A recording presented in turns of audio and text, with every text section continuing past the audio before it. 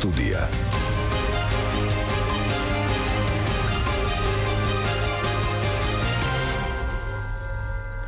მოგესალმებით პატივცემულ რადიო მსმენელებო, ჟურნალისტი გიორგი ჩოკოშვილი. პარასკევობით ღია სტუდიაში ძირითადად სოციალურ საკითხებზე მსჯელობთ ხოლმე, დღესაც ასე იქნება. ჯერ შეგახსენებთ, რომ FM 102 და 4 ტალღაზეა თქვენი მიმღებები მომართული საზოგადოებრივ რადიოს, რადიო 1-ს უსმენთ, იწყება ღია სტუდია და სოციალურ საკითხზე, მაგრამ ძალიან სპეციფიურ საინტერესო საკითხზე გესაუბრებით დღეს. პირდაპირ თემას წარმოადგენ და ძალიან საინტერესოს ეს გახლავთ კატასტროფის რისკის შემცირება საქართველოს საბავშვო ბაღებში. ასეთ საინტერესო პროექტს, ასეთ საინტერესო პროგრამას ახორციელებს ორგანიზაცია, რომლის სახელწოდებაა Arbeiter Samariter Bund. სწორედ ამ ორგანიზაციის წარმომადგენლები არიან ჩვენთან სტუდიაში პროგრამის მენეჯერი ქალბატონი ნათია ფარულავა და პროგრამის კოორდინატორი ქალბატონი თეონა ჯულუხაძე. მოგესალმებით ჩვენო დირექტორს სტუმრებო. დიდი მადლობა მობრძანებისთვის. კიდევ ერთხელ მიმეორებ კატასტროფის რისკის შემცირება საქართველოს საბავშვო ბაღებში. ძალიან გრძნობიარე, ძალიან საინტერესო თემაა ნამდვილად და ჩვენს მსმენელებს შესაძლოა შეკითხვები გაუჩნდეს, ამიტომ მათ მე ტელეფონების ნომრებს შევახსენებ, ვისაც სურვილი გაქვთ რომ დაარეკოთ ღია ეთერში გადაცემის მსვლელობისას 240 91 92 და 240 92 92. აი ამ ტელეფონებით შეგიძლიათ ისარგებლოთ. მანამდე კი რა თქმა უნდა ქალბატონებს გადავცემ სიტყვას და ჯერ თვითონ პროგრამა, თვითონ ეს პროექტი რას გულისხმობს, რას ითვალისწინებს, რა რისკებზეა საუბარი, როგორ შეუძლიათ რისკების შემცირება ამ პროგრამაში ჩართულ ადამიანებს. ამის თაობაზე გვექნება დღეს საუბარი და პრეზენტაცია ერთგვარად აი ამ საინტერესო პროექტის. ქალბატონი ნათია დაიწყებს? თუ ქალბატონი თეონა ვინაიდან პროგრამის კოორდინატორი თქვენ მზადებით. დიახ, დიდი მადლობა, მოგესალმებით კიდევ ერთხელ, მადლობა მოწვევისთვის, რომ გვაძლევთ საშუალებას, ასე ვთქვათ, ვისაუბროთ ამ თემაზე. მე შევეცდები 2 სიტყვით ჩვენი ორგანიზაციის შესახებ გითხრათ. ეს არის გერმანული არასამთავრობო არარელიგიური ორგანიზაცია, რომლის ასე ვთქვათ, მუშაობის ძირითადი მიმართულებები არის ჰუმანიტარული დახმარება, სოციალური კეთილდღეობა, ბუნებრივი კატასტროფების რისკი. მაპატიეთ, ქალბატონ თეონა, რომლის წარმომადგენლები ალბათ ახსოვს ჩვენს მსმენელებს არაერთგზის ყოფილან ჩვენი გადაცემის სტუმრები, ასე რომ გიცნობთ და მაგრამ მაინც ვისთვისაც სიახლე შეიძლება უთხრათ მათ. დიახ, დიდხანს არ შეგაწყენთ თავს, სულ 2 სიტყვით შეგახსენებთ ორგანიზაციის შესახებ. ერთ-ერთი მიმართულება, როგორც ვახსენეთ, ეს არის ბუნებრივი კატასტროფების რისკის შემცირება და ამ შემთხვევაში უკვე კონკრეტულად ვისაუბრებთ, თქვათ, ბაღებში მიმდინარე სამუშაოებზე, რომელზეც უფრო დეტალურად ალბათ ნათია გვესაუბრება და გაშლის ამ თემას სიღრმისეულად. და მეც პერიოდულად შევეცდები გზადაგზა ჩაკერთოთ უკვე დეტალების შესახებ. კი ბატონო, მაშინ უსმენთ უკვე ახლა ქალბატონ ნათიას. დიდი მადლობა კიდევ ერთხელ მოწვევისთვის და ამ შესაძლებლობის მოცემისთვის, რომ ჩვენ გვაქვს შესაძლებლობა თქვენი რადიოს მეშვეობით მაყურებელს კი ბატონო. მივდეთ მაყურებელს. დიახ, ორივე და თქვენ მსმენელს და რამდენიმე სიტყვა ჩვენი პროგრამის და პროექტის შესახებ. როგორც თეონამ აღნიშნა, საქართველოს Arbeiter Samariter Bund, გერმანული საერთაშორისო არასამთავრობო ორგანიზაცია, რომელიც საქართველოში აქტიურად მოღვაწეობს 2010 წლიდან, თუმცა აქვს საქართველოში მუშაობის ხანგრძლივი გამოცდილება ჯერ კიდევ 90-იან წლებიდან მოყოლებული.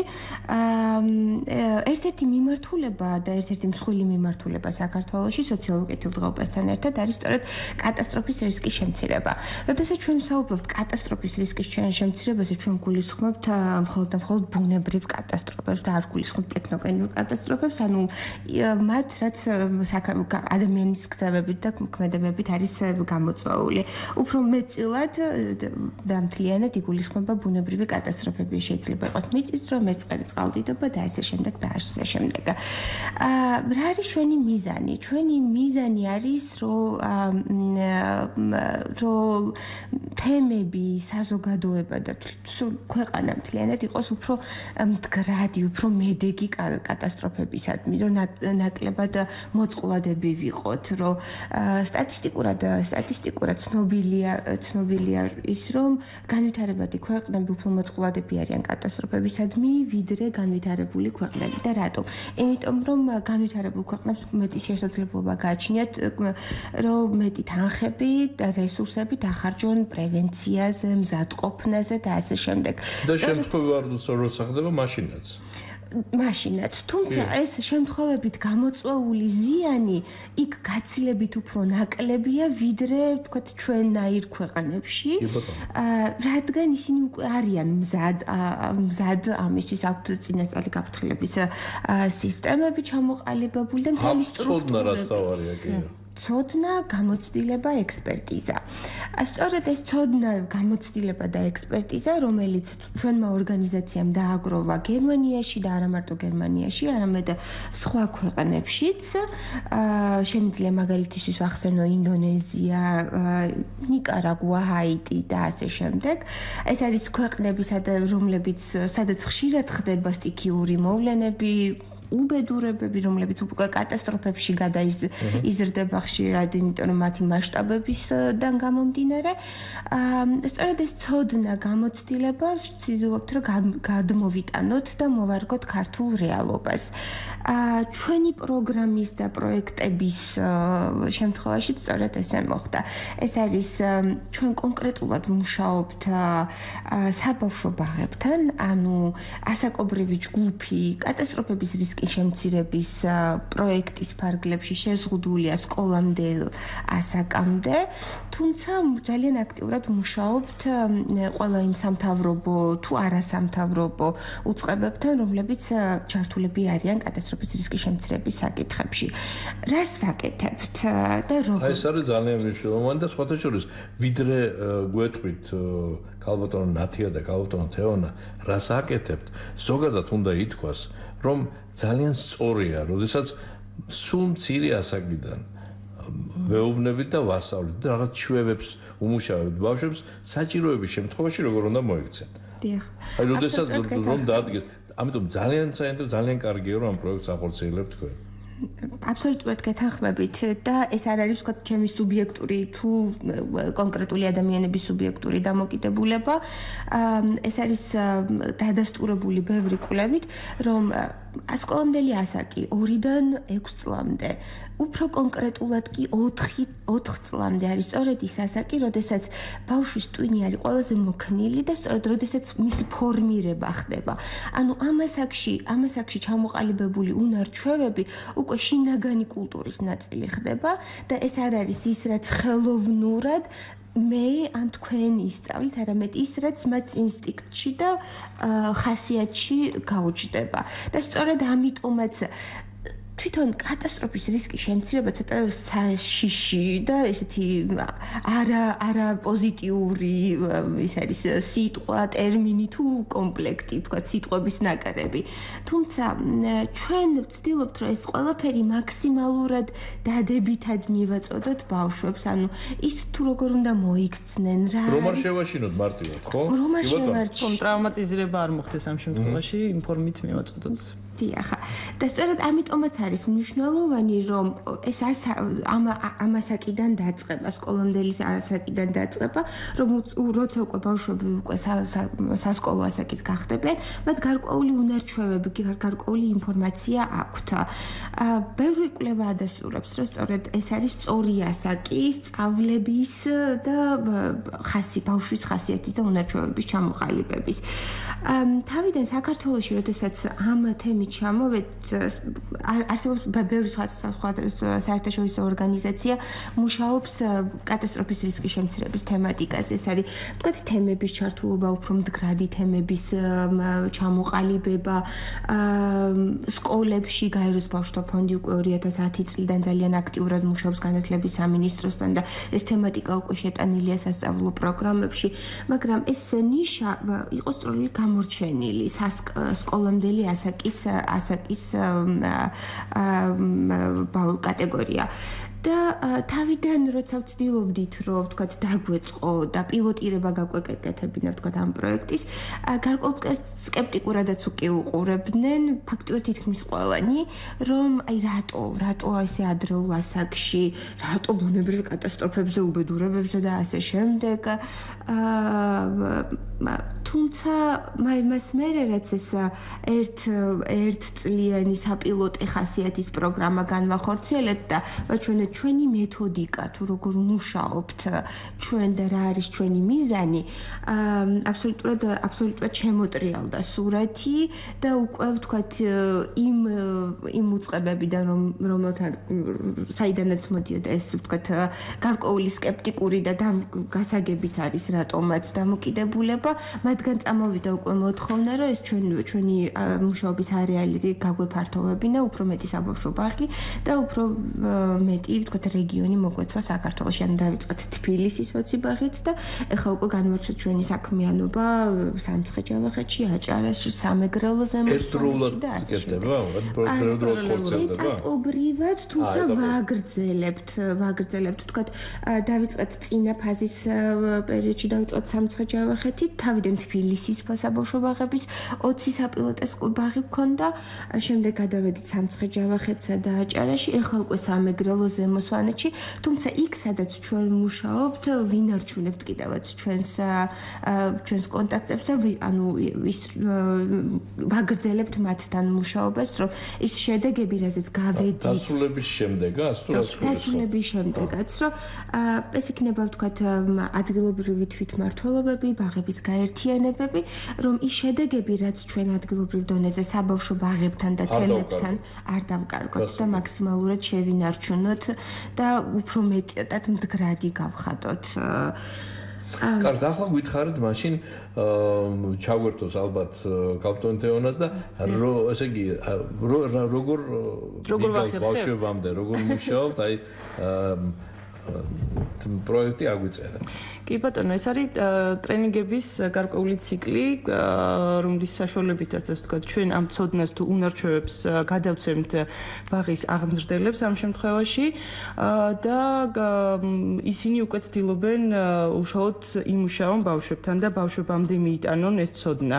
მაგრამ მთავარი ჩვენ ბავშვებთან არ მუშაობთ? ჩვენ უშუალოდ ბავშვებთან არ მუშაობთ, თუმცა საბოლოო სამიზნე აუდიტორია ამ შემთხვევაში არიან ბავშვები. მაგრამ რას მინდა ხაზი გავუსვა, თქვათ მეთოდოლოგია ნათია მახსენა რამდენიმეჯერ ძალიან მნიშვნელოვანია როგორ მივაწოდებთ ამ ყველაფერს ბავშვებს. ანუ ის რომ ბავშვები არ შევაშინოთ, ტრაუმატიზირება არ მოხდეს მათი, მაქსიმალურად სწორად იყოს შერჩეული, თქვათ როგორ გადავცემთ ამ ინფორმაციას. თავისთავად ცხადია, იგივე თუნდაც მიწის რა თემას ბავშვი ბოლომდე ვერ გაიაზრებს, მაგრამ რაც თავარია უნარჩვევა როგორ მოიქცეს ამ შემთხვევაში, ეს უნდა ვიცოდეთ.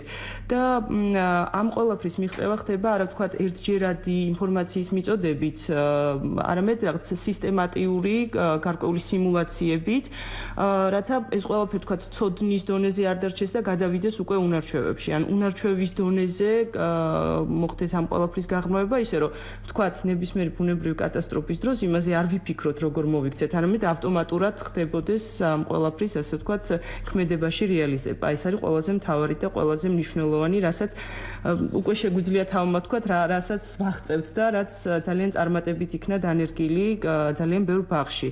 და ნათია აღნიშნა, რომ მასშტაბები საკმაოდ გაიზარდა ჩვენი პროექტის, იგივე ვთქვათ თბილისის მასშტაბით თუ კი საპილოტე იყო 20 ბაღი, ამჟამად საუბარია ვთქვათ თბილისის მასშტაბით უკვე 160 ბაღის ასე ვთქვათ სრულად მოცვაზე და საუბარია იმაზე, რომ ყველა ბაღის, ყველა აღმზრდელი, არა მარტო აღმზრდელი, არამედ ადმინისტრაციის თანამშრომლებიც, დირექციაც და ასე შემდეგ იქნებიან შესაბამისი ცოდნით აღჭურვილები და არა მარტო ცოდნით, არამედ უნარჩვევებით და შესაბამისად აღსაზრდელები ის ასაკობრივი ჯგუფი, რომელიც თქვათ ბაღებში არის, ეს არის თქვათ 2 წლიდან 6 წლამდე, უკვე აღჭურვილი იქნებიან შესაბამისი ცოდნით და მზაობა ბუნებრივი კატასტროფების მიმართ მათი იქნება საკმაოდ მაღალი. რაც მთავარი ამ შემთხვევაში ვსაუბრობთ რისკის შემცირებაზე, ხო ჩვენ ამ შემთხვევაში არ ვსაუბრობთ იმაზე, რომ თქვათ 100%-იან გარანტიებზე ამ კონკრეტული ცოდნით თუ უნარჩვევებით, მაგრამ საუბარია რისკის შემცირებაზე, რაც ნათიან პრინციპში ძალიან კარგად თქვა იმ ქვეყნებში რომლებიც ჩვენზე მეტად არიან განვითარებული, იქ ბევრად დაბალი არის, ასე ვთქვათ, დაზიანების ხარისხი და ის შედეგები, რომელიც მოყვება ხოლმე ბუნებრივ კატასტროფებს. გასაგებია, ზოგადად ცნობილია, რომ პრევენციას აქვს უდიდესი მნიშვნელობა და ბევრად უფრო, მოდით, პრაგმატულები ვიყოთ და უფრო იაფით ჯდება პრევენციული საქმიანობა, პრევენციული მოქმედება, ვიდრე შემდეგ შედეგების ლიკვიდაცია და ასე შემდეგ და ასე შემდეგ. მოდით ერთი კითხვას დაგისვამთ. გასაგებია, რომ ბუნებრივი კატასტროფა შეიძლება იყოს მრავალგვარი. აი, თქვენი ტრენინგის, თქვენი საუბრების კონკრეტიკა როგორია და რა თემებზე ძირითადად რაზე ესაუბრებით და რისთვის ამზადებთ და როგორ ამზადებთ ამ პედაგოგებს და საბავშვო ბაღების. ეს არის ძირითადად ორდღიანი ტრენინგები, ასე ვთქვათ, ბუნებრივი კატასტროფების მიმართულებით და პლუს დამატებით გვაქვს პირველადი დახმარების ტრენინგები, რომელიც განუყოფელი კომპონენტია, ასე ვთქვათ, ამ პროექტის. რაც შეეხება ბუნებრივ კატასტროფებს, ძირითადად, როგორც ნათიამ აღნიშნა, მხოლოდ ბუნებრივ კატასტროფებზე ვსაუბრობთ, ისეთებზე, როგორიც არის მაგალითად მიწისძვრა, მეწყერი, წყალდიდობა, ღვარცოფი, დამახასიათებელი კონკრეტული, ვთქვათ, რეგიონისთვის, რაიონისთვის და ასე შემდეგ. ან თქვათ იგივე მუნიციპალიტეტების მიხედვითაც არის ხო განსხვავებული, თქვათ კონკრეტული მუნიციპალიტეტისთვის უფრო მეტად არის დამახასიათებელი წყალდიდობა, ხო? იქ მეტ აქცენტს ვაკეთებთ ამ მიმართულებით. თუმცა ნებისმიერ შემთხვევაში განვიხილავთ, თქვათ, ცხრავე ბუნებრივ კატასტროფას. დამატებით უკვე თემის აქტუალობიდან გამომდინარე, შემოტანილი გვაქვს უკვე ტექნოგენური კატასტროფა, ამ შემთხვევაში ხანძარი, რომელიც თქვათ საბავშვო ბაღებისთვის განსაკუთრებით ისეთი მნიშვნელოვანია ცოდნა, იმის ცოდნა თუ როგორ მოვიქცეთ ხანძრის დროს, როცა ბავშვებზეა საუბარი. ამიტომ რაღაცნაირად ეს ერთი კომპონენტი გადავწყვიტეთ, რომ დაგვემატებინა. ესეც გარკვეულწილად იმ საპილოტე პროგრამის დამსახურება, რომელიც თბილისის ბაღებში იყო, რომ თქვათ ეტაპობრივად გაუმჯობესდა უკვე ჩვენი პროექტი და ის თემები გამრავალფეროვდა, რომელიც თქვათ შეგვქონდა საბავშვო ბაღებში. მეთოდოლოგია ისე და ისევ პრაქტიკულზე ორიენტირებული, ცალსახად, ანუ სპეციფიკა საბავშვო ბაღის ამ შემთხვევაში არის გათვალისწინებული, შემიძლია ვთქვათ ამათ სრულად და ყველა იმ ნიუანსს განვიხილავთ, რომელიც შეიძლება შეგხვდეს საბავშვო ბაღში, ვთქვათ სიტუაციური ანალიზები ხდება იგივე ტრენინგის დროს, ასეთ სიტუაციაში როგორ მოვიქცეოდით, ხო? იმიტომ რომ დამერწმუნეთ რთულია, როდესაც საუბარია ჯგუფში 30 ბავშვზე, რომელთა სიცოცხლე როგორც აღმზრდელს შენ გაქვს ჩაბარებული, ხო? რთულია იმ მომენტში განსაზღვრო, თქვათ, რა როგორ ძალიან კარგად უნდა იცოდე ერთია და მეორე უნარჩვევებში უნდა კონდეს ეს ყველაფერი გამჯდარი, სიმულაციების შემთხვევით არ ვახსენე. ძალიან ბევრჯერ ხდება სიმულაციების ჩატარება და ახლობით თქვათ კვირაში ერთხელ მე უკვე ხანგრძლივობა იზრდება, მაგრამ პერმანენტული ხასიათი აქვს ამ ყველაფერს იმისთვის, რომ თქვათ ეს ყველაფერი უნარჩვევებში გადავიდეს და რეალურ სიტუაციაში შევცდილობთ მაქსიმალურად მივაახლოვოთ, ასე ვთქვათ, სიმულაციები რეალურ სიტუაციას, იმისთვის, რომ მე კონკრეტულ სიტუაციაში არ დაიბნენ და თქვათ რაღაც მე არ ვიფიქროთ იმაზე, როგორ მოვიქცეთ, იმიტომ რომ ერთია ცოდნა, მეორეა ამ ცოდნის პრაქტიკაში, ასე ვთქვათ, და უნარჩვევაში გამოყენება. ესე რომ ვართ ორიენტირებული მაქსიმალურად პრაქტიკულზე. გარდა მაგისა, ის კომპონენტი, რასაც ქვია პირველადი დახმარება, ფაქტიურად უცვლელი კომპონენტია ჩვენი ტრენინგების, ორდღიანი ბუნებრივი კატასტროფების და ორდღიანი პირველადი დახმარების ტრენინგები, რომლის ფარგლებშიც, რომელიც ასევე პრაქტიკულია და შეიძლება ითქვას კიდევ უფრო პრაქტიკული ვიდრე ბუნებრივი კატასტროფები და ასე ვთქვათ, ჩვენი ორგანიზაცია, პარტნიორი ორგანიზაცია ამ შემთხვევაში არის საქართველოს სამარიტელთა ასოციაცია, რომელიც უშუალოდ ატარებს ამ ტრენინგებს და ჩვენთან ერთად პარტნიორობით, ასე ვთქვათ, უზრუნველყოფს იმას, რომ ბაღები, როგორც ბუნებრივი კატასტროფების, ასევე პირველადი დახმარების მიმართულებით არიან დატრენინგებული და არიან მზად, ვთქვათ, სამომავლო კატასტროფებისადმი და მაქსიმალურად ვცდილობთ ამით შევამციროთ ზიანი. გასაგებია, დიდი მადლობა. ესე იგი, მე მინდა ჯერ შევახსენო ჩვენს რადიოს მსმენელებს, FM 102 და 4 ტალღაზეა თქვენი მიმღებები მომართული საზოგადოებრივ რადიოს, რადიო 1-ს უსმენთ, ღია სტუდია პირდაპირ ეთერში და ჩვენი სტუდიის სტუმრები არიან Arbeiter Samariter Bundes პროგრამის მენეჯერი ქალბატონი ნათია ფარულავა და პროგრამის კოორდინატორი ქალბატონი თეონა ჯულუხაძე. ისინი გვესაუბრებიან კატასტროფის რისკის შემცირებაზე საქართველოს საბავშვო ბაღებში. აი ასეთ პროექტს, ასეთ პროგრამას ახორციელებს Arbeiter Samariter Bundes საქართველოში. ძალიან მნიშვნელოვანს, ძალიან საჭიროს, როგორც უკვე ალბათ ვინც თავიდანვე გვისმენს დარწმუნდა ამაში. თუ რაიმე შეკითხვები გექნება ჩვენ სტუმრებთან 240 91 92 და 240 92 92.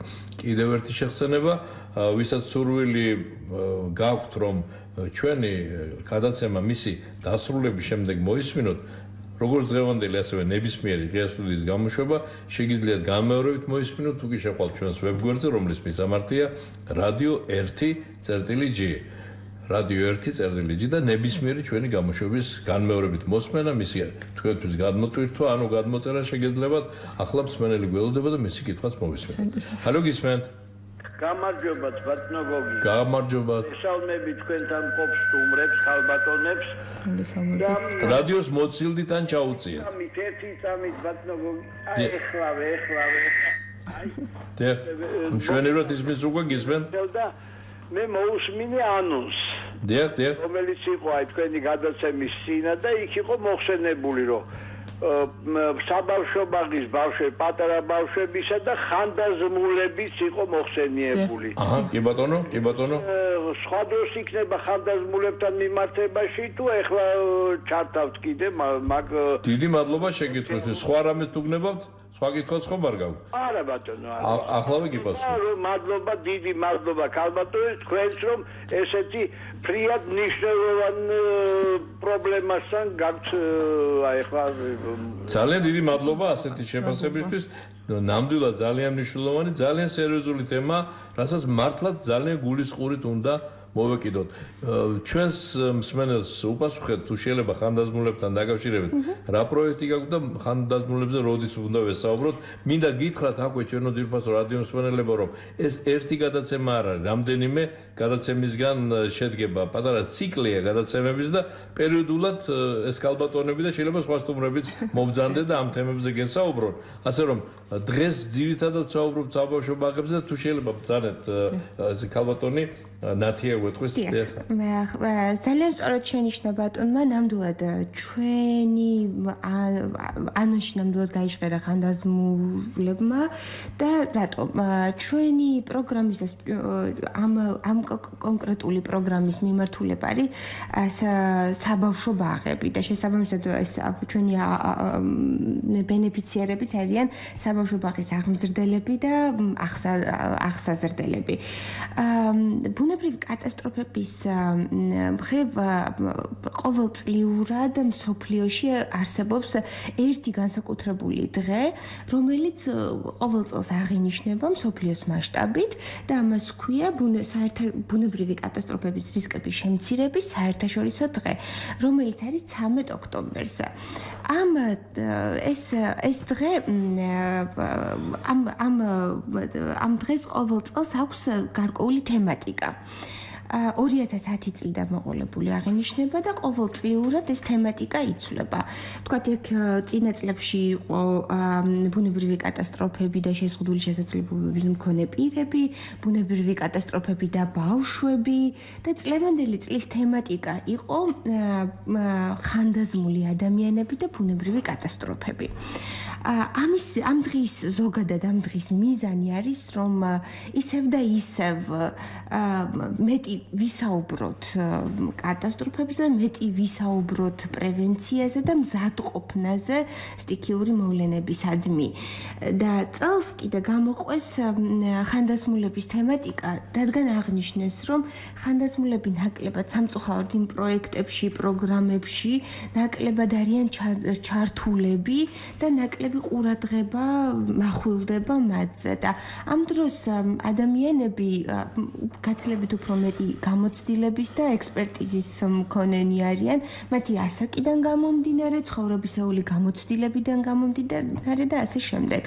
ჩვენმა ორგანიზაციამ კიდე შევეცადეთ, რომ წლევანდელი წლის თემატიკა ჩვენი პროგრამის ბენეფიციარები და ჩვენი შვილობილი ორგანიზაციის საქართველოს სამარიტელთა კავშირის ბენეფიციარები დაგვეკავშირებინა ერთმანეთს და ამიტომ მოვაწყოთ ესეთი თეატრალიზებული წარმოდგენა, სადაც თბილისის 91 ბაღის აღსაზრდელებთან და თბილისის ხანდაზმულთა ცენტრის პანსიონატის მცხოვრებლებთან ერთად აღნიშნეთ სიმბოლურად ეს დღე და დღესასწაული მოდით.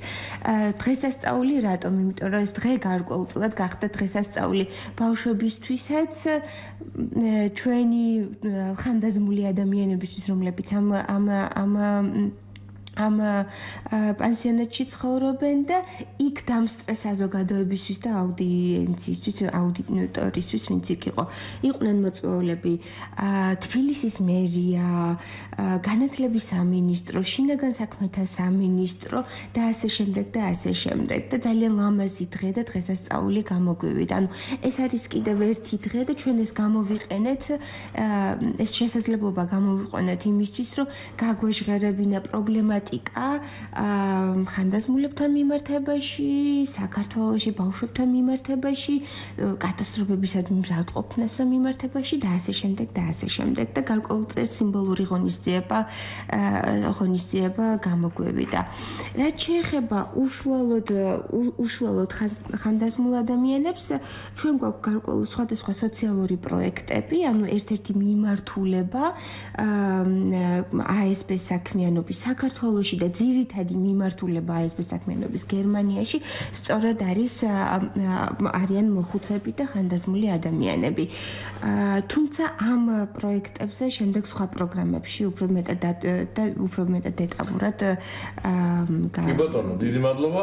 ესე იგი დღეს ძირითადად საუბრობთ საბავშვო ბაღებში, რა ხდება და როგორ ვამზადებთ საბავშვო ბაღებს, მათ პედაგოგებს, მაგრამ ეს პედაგოგების მომზადება არ არის საბოლოო ჯამში, როგორც თქვენ ბრძანეთ, ქალბატონ თეონაც გვეუბნებოდა ამის თაობაზე, სამიზნე ჯგუფი საბოლოოდ ბუნებრივი არის ბავშვები. აი ეს კითხვა მინდა ახლა დაგისვათ ზუსტად ქალბატონებო. ატარებთ ორდღიან ასე ვთქვათ ტრენინგს, ხო?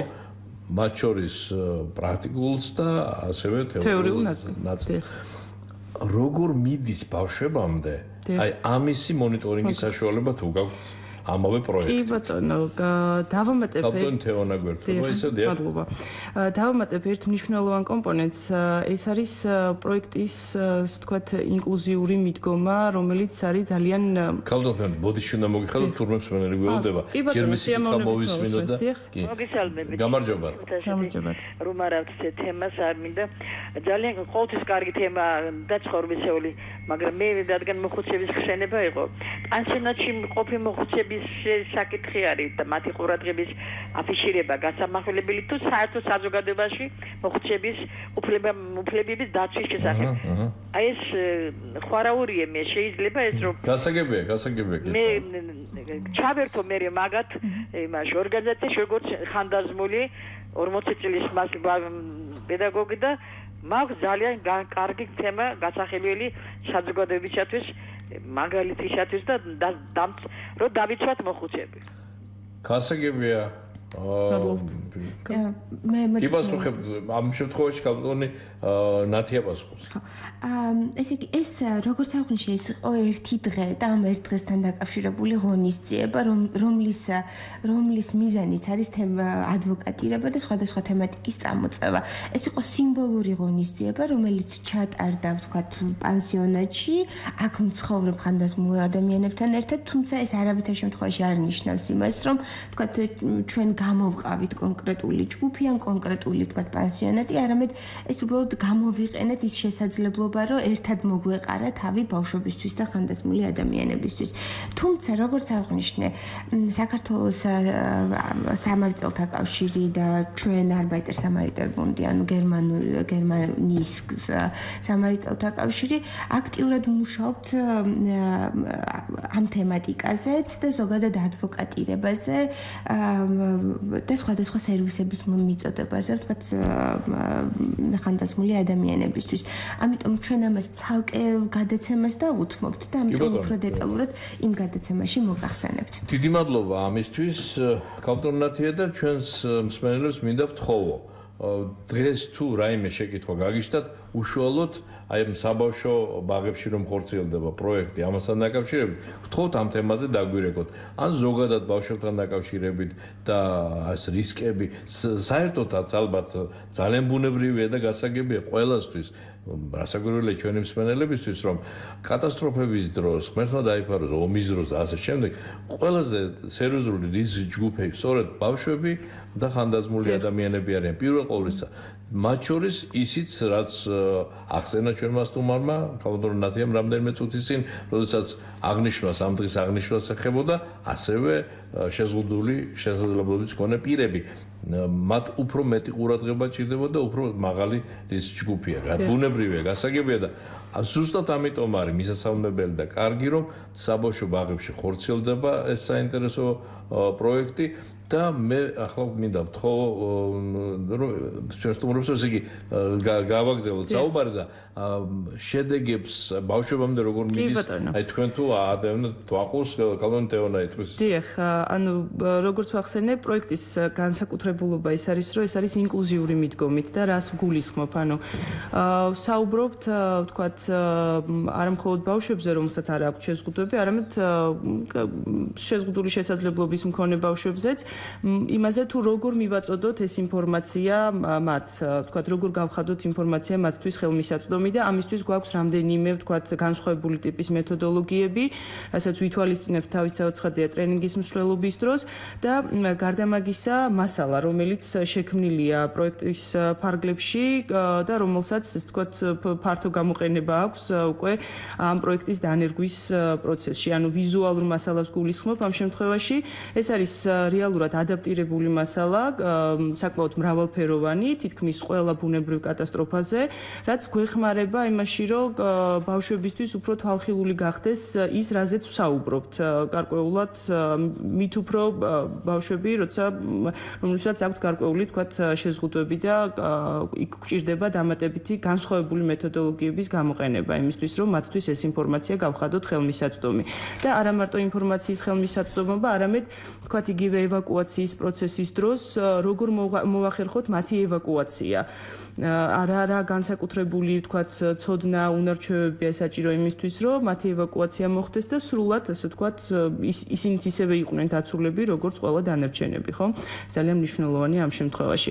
რაც შეეხება, ვთქვათ, როგორ ვუზრუნველყოფთ იმას, რომ პროექტი რეალურად ხორციელდება თუ არა და იმ ხარისხით ხორციელდება თუ არა, რა მიდის რეალურად ამ ყველაფრის, ანუ მონიტორინგზე ამ შემთხვევაში საუბარი.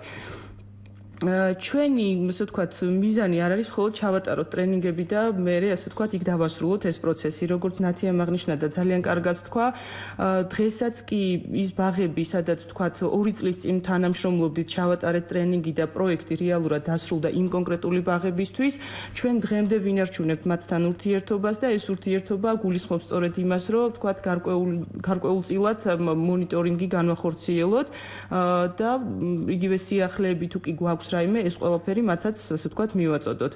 ამ შემთხვევაში 2დღიანი ტრენინგის შემდეგ გარკვეული პერიოდის გასვლიდან, ვთქვათ, 1 თვის შემდეგ უკან ბრუნდებით, რაც ვთქვათ, უკვე მონიტორინგის ფაზას ვიწყებთ და რას გულისხმობს ეს მონიტორინგის ფაზა? არა მხოლოდ მისვლას და ამ ყველაფრის უბრალოდ ნახვას. ეს არ არის, ვთქვათ, ჩვენი მიზანი ამ შემთხვევაში. მისვლას, ნახვას, დახმარებას, უშუალოდ პროცესში ჩართვას, ვთქვათ, იგივე ევაკუაციის პროცესის ორგანიზება, რამდენად სწორად ხდება, რამდენად სწორად გაიგეს, რეალიზება რამდენად სწორად ხდება ამ ყველაფრის.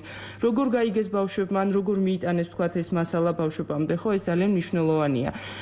გარდა მაგისა ვთქვათ, იქ შექმნილია თუ არა საგანგებო სიტუაციების კომიტეტი, რომელიც მნიშვნელოვანი კომპონენტია, ვთქვათ, მნიშვნელოვანი შედეგი უნდა იყოს ჩვენი ტრენინგების და ჩვენი პროექტის საბოლოო ჯამში, იმისთვის რომ ვთქვათ, რომ პროექტი არის სიცოცხლის უნარიანი, იმიტომ რომ ჩვენ გადავცემთ გარკვეულ ცოდნას, სრულდება პროექტი, მოვდივართ, მაგრამ იქ რაც რჩება და რაც უნდა დარჩეს, ეს არის რეალურად კომიტეტი, რომელიც იქმნება ადგილზე და იმას, რასაც უნდა ვთქვათ, რასაც ქვია მომზადება საგანგებო სიტუაციებისთვის, ორგანიზაციის მზაობა, ამ შემთხვევაში ბაღის მომზადება საგანგებო სიტუაციებისთვის, ის რომ ვთქვათ, იქ საგანგებო სიტუაციების ჩანთა იყოს მომზადებული, საევაკუაციო გეგმები არსებობდეს, ვიცოდეთ რეალურად საევაკუაციო გეგმა როგორ გამოვიყენოთ და არა მხოლოდ ის რომ ვთქვათ, კედელზე გქონდეს გაკრული და უბრალოდ ფორმალურად გქონდეს ორგანიზაციაში საევაკუაციო გეგმა. არა, ეს არ არის ჩვენი მიზანი, ხო? თავარი ამ ყველაფრის, ასე ვთქვათ, პრაქტიკაში რეალიზება ხდებოდეს. ამისთვის ჩვენ მივდივართ, მაგრამ როგორც აღნიშნე, არა იმისთვის მხოლოდ რომ მონიტორინგი გავაკეთოთ, არამედ პროცესში ჩავერთოთ და დავეხმაროთ რეალურად სასურველი შედეგის, ასე ვთქვათ, მიღწევაში. როგორც ბაღის ადმინისტრაციას, ასევე ვთქვათ, აღზრდელებს. დავამატებ. კი ბატონო, კაპიტან ნათია. დიახ, ბატონო, კიდე რაც მინდა რომ ყურადღება გავამახვილოთ, თეონამ ძალიან კარგად აღწერა ჩვენი ჩართულობა ადგილობრივ დონეზე, ანუ როგორ მუშაობთ საბავშვო ბაღებში და რის მიღწევასაც ვცდილობთ. თუმცა ვერც ერთი პროექტი და ვერც ერთი საერთაშორისო თუ არასამთავრობო ორგანიზაციის მუშაობა ვერ იქნება წარმატებული, თუ სათანადო მხარდაჭერა არ არსებობს სახელმწიფოს მხრიდან და მთავრობის მხრიდან. შესაბამისად ჩვენი ერთ-ერთი ვთქვათ ძირითადი მიზანი არის მივაღწიოთ და ადგილობრივი სტრუქტურების და თვითმმართველობების მაქსიმალურ ჩართულობას ჩვენი პროექტის განხორციელებაში, რომ ისინიც იყვნენ ამ პროექტის განხორციელებლები და შემდეგ უკვე როდესაც ვთქვათ ეს დაფინანსების წყაროები და ჩვენი ვთქვათ ჩართულობა გარკვეულწილად ბოლოსკენ მივა, უკვე მათ აიყონ ინიციატივა და სადავეები თავიანთ ხელში. ამიტომ ეს არ არის ვთქვათ ჩვენი საკუთრება, არამედ არის ხალხის საკუთრება და არის სახელმწიფოს საკუთრება. ანუ რეალურად კეთდება არა ვთქვათ ვიღაცის საქმე, არამედ ქართული საქმე და კეთდება ვთქვათ სახელმწიფოებრივი საქმე. შესაბამისად ჩვენ ძალიან აქტიურად თანამშრომლობთ ადგილობრივ თვითმმართველობებთან, მუნიციპალიტეტებში, სადაც ჩვენ მუშაობთ რეგიონულ დონეზეც, ანუ გუბერნიების, გუბერნატორის ოფისი და მათი წარმომადგენლობები, თქვათ, აჭარის შემთხვევაში ავტონომიური რესპუბლიკის მთავრობა და ასევე მუშაობთ ცენტრალურ დონეზე, ანუ სამინისტროებთან, რომლებიც არიან უშუალოდ დაინტერესებული პირები, რომ გარკვეულწილად ქვეყანაში მეტი მზადყოფნა, მეტი მზაობა არსებობდეს. შესაბამისად, ჩვენ ძალიან აქტიურად თანამშრომლობთ და ჩვენი აბსოლუტურად ყველა ღონისძიება, ქმედება, აქტივობა არის შეთანხმებული უპირველეს ყოვლისა შინაგან საქმეთა სამინისტროს საგანგებო სიტუაციების მართვის დეპარტამენტთან, რომლებიც არის სახელმწიფოში ძირითადი მაკოორდინირებელი უწყება ბუნებრივი თუ ტექნოგენური კატასტროფების და საგანგებო სიტუაციების ზოგადად. ასევე მუშაობთ ჩვენი პროფილიდან გამომდინარე განათლების სამინისტროსთან. ანუ ჩვენი ერთ-ერთი მიზანი არის ის, რომ ბუნებრივი კატასტროფების თემატიკა და უსაფრთხოების თემატიკა ზოგადად იყოს ასახული სასწავლო პროგრამაში, დოკუმენტებში, სტრატეგიის დოკუმენტებში, პოლიტიკის დოკუმენტებში და ასე შემდეგ და ასევე გარემოზაცვის სამინისტროსთან, რომელიც არის თავისი პროფილიდან გამომდინარე, ასევე ერთ-ერთი ძირითადი უწყობა და ჰიოგოს სამოქმედო ჩარჩო პროგრამის, რომელიც არის საერთაშორისო ხელშეკრულება, რომლის ხელმომწერი არის საქართველოც, მისი ვთქვათ ძირითადი უწყება, ვთქვათ ხელმომწერი ძირითადი უწყება. რომელიც ამზადებს ვთქვათ რეპორტებს თუ რა ანგარიშებს ყოველწლიურად თუ რა სიტუაცია ამ ხრივ საქართველოში და რა პროგრესი გვაქვს იმ ვალდებულებებთან მიმართებაში, რომელიც ჩვენ ამ კონვენციის რატიფიკაციით ავიღეთ. ასე და გარდა ამისა, ეს ვთქვათ, ეს პოლიტიკის დონეზე ადვოკატირება, მუშაობა, გარდა ამისა, ჩვენ გვინდა ასევე საზოგადოებრივი ცნობიერების ამაღლება. ანუ ერთ-ერთი მსხვილი კომპონენტი ჩვენი პროგრამის და პროექტების, რომელიც ჩაშლილია შემდეგ პროექტებში, არის სწორედ მედია კამპანიის და მეტი კომუნიკაციების, საკომუნიკაციო საშუალებების ჩართვა საზოგადოებრივი ცნობიერების ამაღლების კუთხით. და სწორედ ეს გადაცემაც არის ამ ფარგლებში, ანუ თავარი არის ის, რომ თქვათ, გარკვეულწილად ცნობიერება, არსებული ცნობიერება, სკეპტიციზმი შეიცვალოს და უფრო მეტად და მივაწოდოთ ინფორმაცია ხალხს განახლებული ინფორმაცია ის კი არა, რაც თქვათ არსებობს და გაბატონებულია, არამედ ის, რაც სწორია, რაც გამართლებულია და ასე შემდეგ. ამიტომაც ჩვენ გვექნებათ ესეთი სრული მასშტაბის, ფართო მასშტაბიანი მედია კამპანიის წამოწყებას, რომელიც მოექცევა გარკვეულწილად ეს სიმბოლური დასათაურების თუ სახელწოდების და ქოლგის ქვეშ, რომელსაც ქვია ჩვენ მზად ვართ. ამიტომ ჩვენ ვცდილობთ, რომ ჩვენი მთელი პროგრამები ამ ჩვენ მზად ვართ კამპანიის ქვეშ მოვაქციოთ და მაქსიმალურად მივწვდეთ არა მარტო ვთქვათ საბავშვო ბაღის აღმზრდელებს, აღსაზრდელებს და მათ მშობლებს, არამედ თემებს, საზოგადოებას და მივაწოდოთ ეს ვთქვათ თანამედროვე მიდგომები და ასე შემდეგ. დიდი მადლობა, სხვადასხვა ქალბატონ ნათიამ, თქვენ ახლა უპასუხეთ იმ შეკითხვას, რომლის დასმასაც ვაპირებთ. მე რომ ძალიან ბევრი გვისმენს ალბათ ახლა რეგიონებში და ისეთი ადამიანები, რომელთა შვილიშვილები, პატარა ბავშვები, რა თქმა უნდა, არ სხედან რადიოსთან, მაგრამ შვილიშვილები შეიძლება არ დადიან ბაღში, მათ რა ქნა თქო, ეს მინდოდა დამესვა ასეთი კითხვა, მაგრამ ძალიან კარგია, როცა ასე მასშტაბურად აზროვნებთ და ფიქრობთ ასე მასშტაბურად განხორციელებას ამ პროექტს. ესე იგი, ყველასთვის ხელმისაწვდომი უნდა იყოს ეს ინფორმაცია და როგორც თქვენ ბრძანეთ, საზოგადოებრივი ცნობიერების ამაღლება თუ განვითარება თუ არ ვიცი რა დავარქვათ, არის საჭირო, ნამდვილად არის საჭირო, ეს არავისთვის არ იქნება არც უხერხული, არც შეურაცხყოფელი რაღაცა, შეიძლება არ გვაქვს ასეთი სათანადო ცოდნა, მაგრამ ერთ-ერთი უმთავრესი ისევ და ისევ, აი რასაც თქვენ აკეთებთ, არის პრაქტიკული ჩვევები, განსაკუთრებით იმ პატარა ბავშვებში.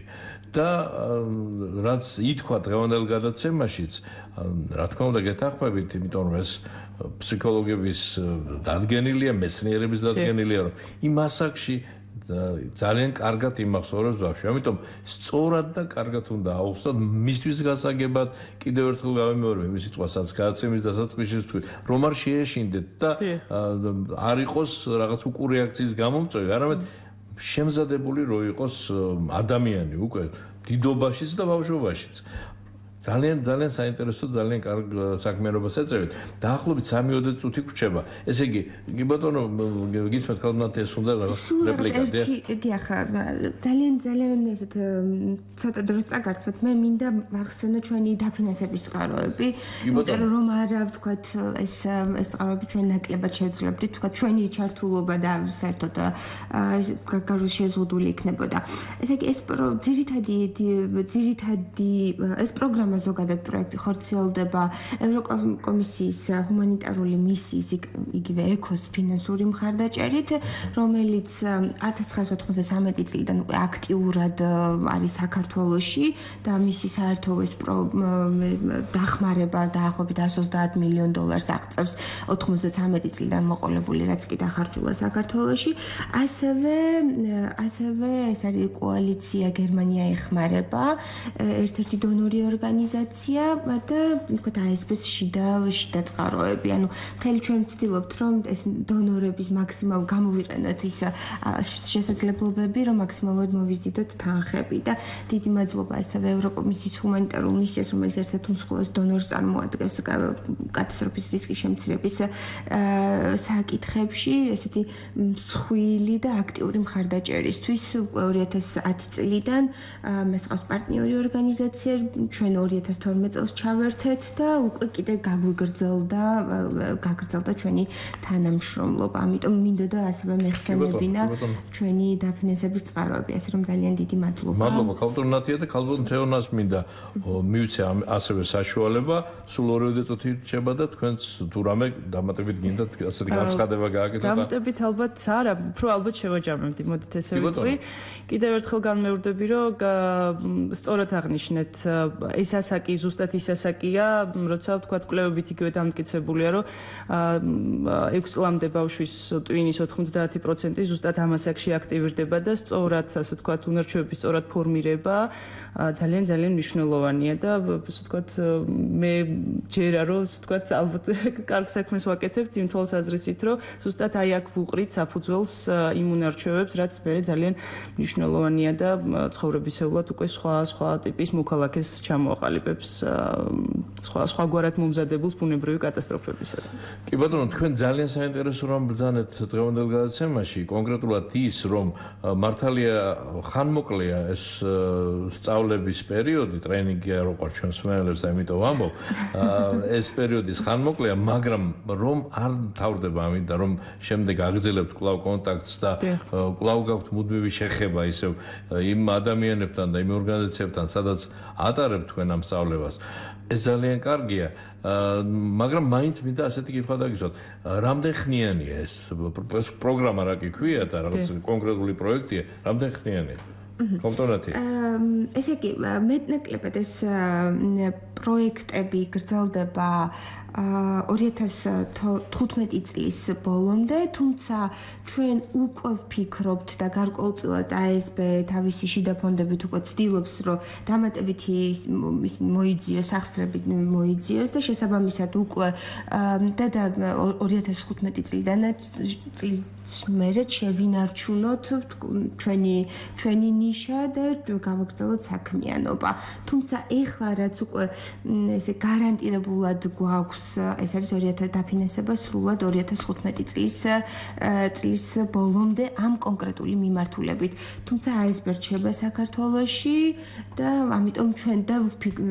ამიტომაც ამ ერთ-ერთი ესეთი ძირითადი მიმართულებითაც ჩვენ გავაგრძელებთ მუშაობას და დამატებითი სახსრების მოძიებას. წარმატებებს გისურვებთ. დიდი მადლობა მობრძანებისთვის. საინტერესო საქმიანობისთვის და საინტერესო საუბრისათვის. მე კი შევახსენებ ჩვენს რადიო მსმენელებს, ღია სტუდიას დღეს სტუმრობდნენ Arbeiter Samariter Bundes პროგრამის მენეჯერი ქალბატონი ნათია პარულავა და პროგრამის კოორდინატორი ქალბატონი თეონა ჯულუხაძე. ჩვენს მსმენელებსაც მადლობას მოვახსენებ უკვე თქვენთან ერთად ჩვენო ძირფასო სტუმრებო, კიდევ ერთხელ წარმატებას გისურვებ და შემოქმედებით ჯგუფსაც მოკლე ინფორმაცია დღეს გადაცემაზე მუშაობთ ლია ციკლაური, ნათია არველაძე, ლელა ვაშაკიძე, თია ბიჭაშვილი და გიორგი ჩოკოშვილი. ბედნიერ შაბათ კვირას გისურვებთ. თბილისობა მოდის, ბრავალს დაგასროთ ღმერთმა. მომავალ შეხვედრამდე. დიდი მადლობა.